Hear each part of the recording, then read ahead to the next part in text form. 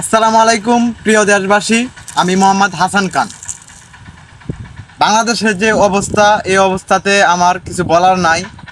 আর বিশেষ করে হচ্ছে তারপরেও বলতে হচ্ছে, কারণ আমি বাংলাদেশের একজন নাগরিক হয়ে আমি এই মিছিলের মধ্যে হচ্ছে যোগ দিতে পারি নাই।